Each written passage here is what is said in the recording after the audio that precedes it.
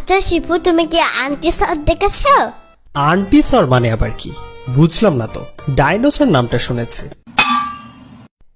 পাশের বাসায় আন্টি হলো একটা ডাইনি। হ্যাঁ, তো কি হয়েছে?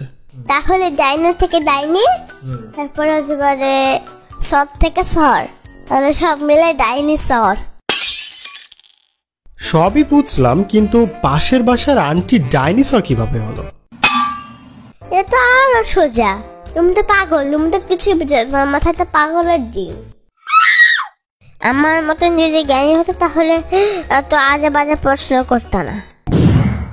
ওর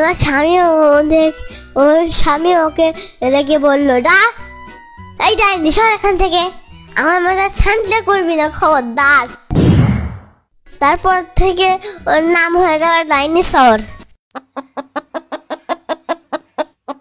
হ্যাঁ, কিন্তু আমি তো জানতাম ডাইনোসরের মুখ থেকে আগুন বের হয়। পাশের বাসার আন্টির তো এরকম কিছুই হয় না। আরে পাগলা, পাশের বাসার আন্টিরও তো মুখ দিয়ে আগুন বেরোতো। সেজন্য গ্যাস ফুরানোর ভয়ে ওই আগুন দিয়ে রান্না করতো। তাই রান্না করতে করতে আগুন শেষ হয়ে গেছে। ও আচ্ছা, তাহলে ওর পাখা কই? পাখাও তো দেখি না। ওই পাখাও ছিল, কিন্তু বিদ্যুৎ শেষ হওয়ার ভয়ে ও পাখা দিয়ে কাজ চালাতো।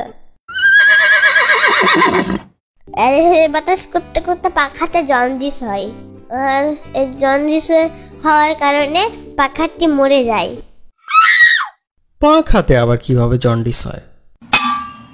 তুমি তো বুঝবা, তুমি তো একটা নিজের জন্ডিসের রোগী, আর আমি হচ্ছে পারে একটা জন্ডিস বিশেষজ্ঞ ডাক্তার।